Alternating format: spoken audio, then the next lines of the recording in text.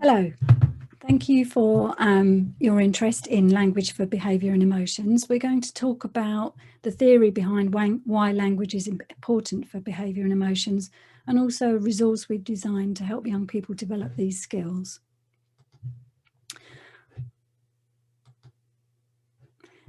These are the three authors: myself, Melanie Cross, Anna Brannigan and Stephen Parsons. We're all speech and language therapists with lots of years of experience in working with young people who have social, emotional and mental health needs, as well as language difficulties like developmental language disorder.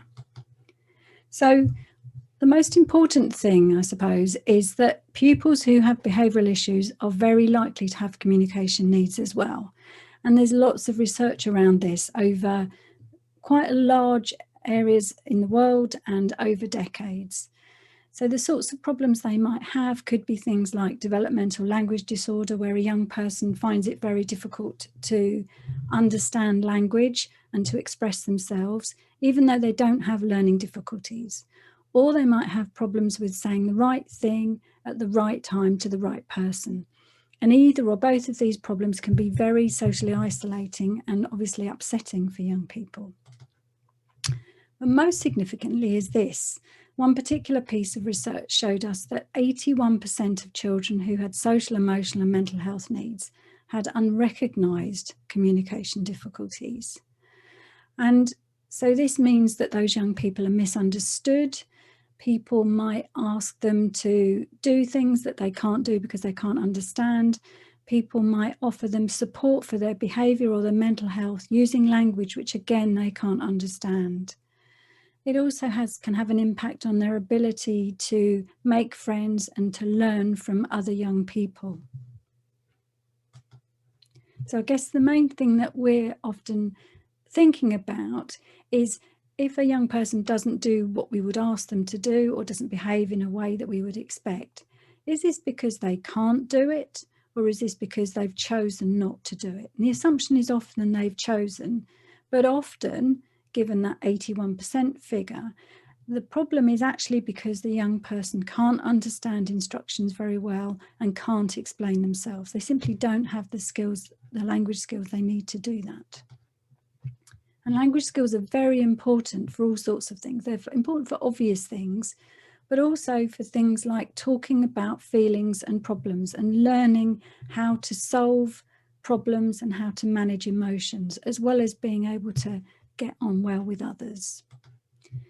So language skills and emotional skills develop together, and so in the same kind of interaction. So we need interventions that work on both developing language skills and communication skills and emotional skills. And that's why we've produced this resource. So if you think about a young person who's struggling with their behaviour and who's in trouble, they often have lots of skills gaps. And the research shows us that these are the key gaps that young people might have. These are also the areas that language for behaviour and emotions addresses. So one problem might be that the language we're using is too complicated. We might be asking questions like, what would you do if you knew then what you know now? And that language just might be inaccessible to a young person. They might not have the emotional literacy skills that they need, so perhaps they can't name their own emotions. And if you can't name your emotions, you can't really manage them. They might find it hard to work out what's going on in a situation. And so if things aren't explicitly said, they might not be able to understand what's going on, which is embarrassing and difficult for them, but causes them problems too. And narrative skills are very important for our understanding of our own lives, our understanding what's happened to us, and to help us think about what just happened and how we might do things differently in the future. And all of those other skills are very important for social problem solving, which is what we really want a young person to do. Now I'm going to hand over to Stephen. Brilliant, great. So we've got this quote here: when a flower doesn't bloom, we fix the environment in which it grows, not the flower. As a focus when thinking about young people with social, emotional, mental health difficulties, we're not just focusing on fixing the child, but we've actually got to change the environment and make that more communication and emotionally friendly, so the young person is able to grow as well. So not just the child, a young person, but also the environment needs to change. Next slide. So language of behavior and emotions goes through these 4 steps. So the focus starts with the communication and emotion friendly environment. So actually, what can we generally do that will nurture these children and young people to develop the skills that they need? But actually, they can improve on by having an assessment. So actually, we learn about where the child, young person is at and what skills they need to develop. Pull that all together into a profile, so actually that could be shared, and then we all got a common understanding of where the child and young person is at, and then focus on teaching them skills that they need to develop, so in the areas that Melanie just presented earlier. Next slide.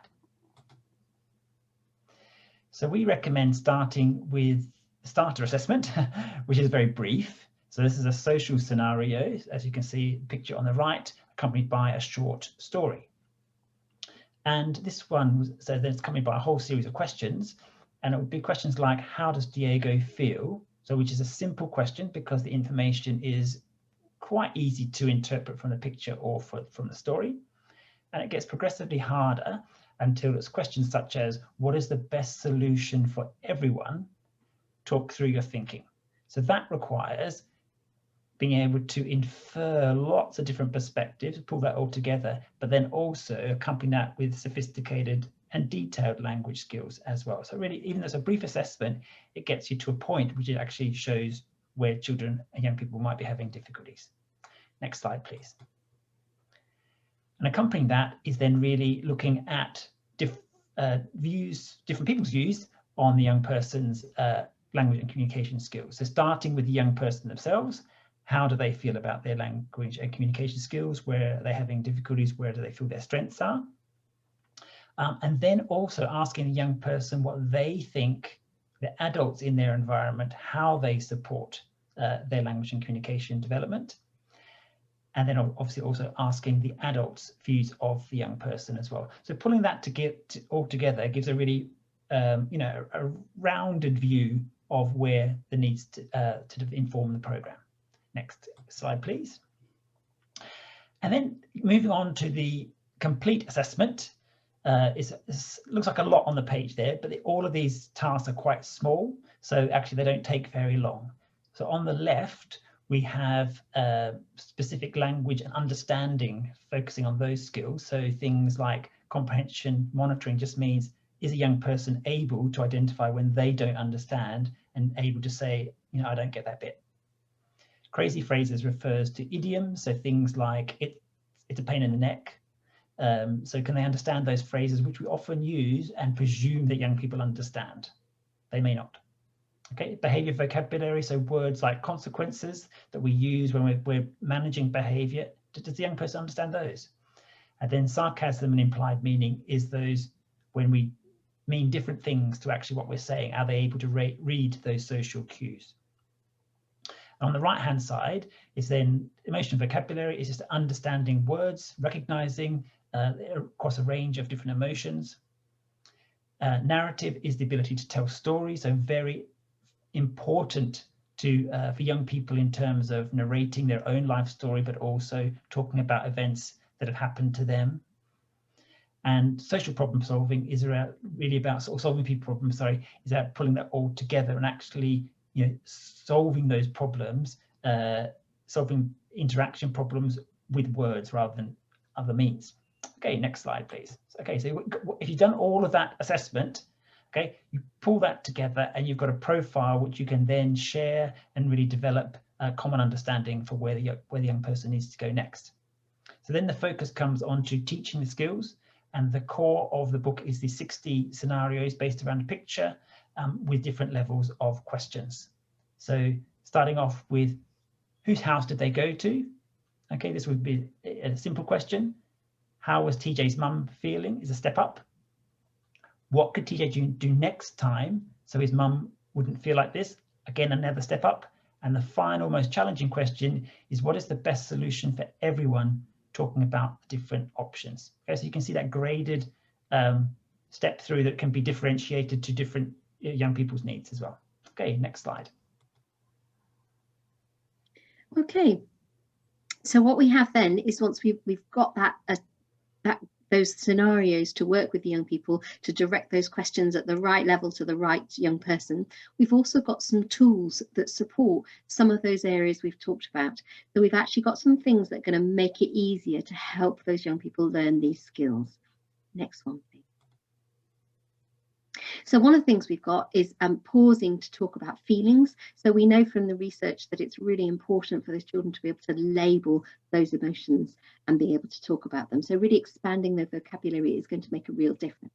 So can we have some other words, some phrase, some words that are kind of connected but slightly different? We want to kind of develop this kind of broad range of words that we can apply when we're talking about different situations and when things are happening to ourselves as well. Next slide, please. So really important to know what we can do when we have feelings we don't like. What are things that we can do to make ourselves feel better?